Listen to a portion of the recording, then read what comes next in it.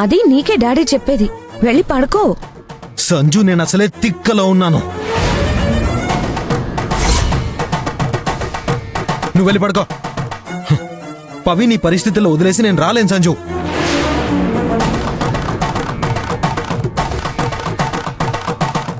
Baby, నువ్వు పదమ్మా.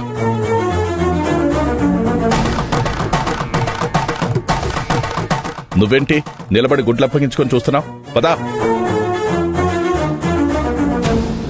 అది త్వరగా పడుకో. పద సంజన.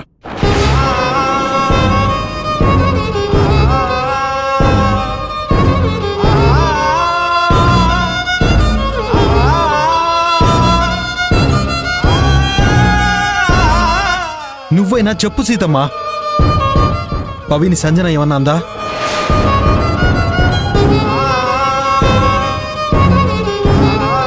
చెప్పు. అది నీతో కొంచెం మాట్లాడాలి.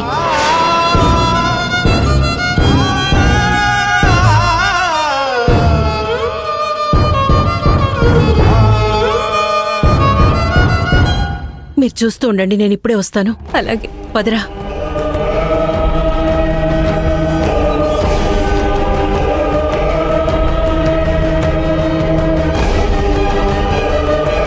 ఏం మాట్లాడాలి సీతమ్మా? నువ్వు చెప్పింది నిజమే. అది నీకు సంజన, పవిత్రకి దేవా ఇద్దరూ కరెక్ట్ కాదు. వాళ్ళిద్దరూ మీ ఇద్దరి జీవితాల్లోకి రావడం అంటే టార్చర్ని కొని తెచ్చుకున్నట్టే. అసలు దేవాతో పెళ్లి చేయాలని నేనెందుకు ఆలోచించానో నాకే అర్థం కావడం లేదు.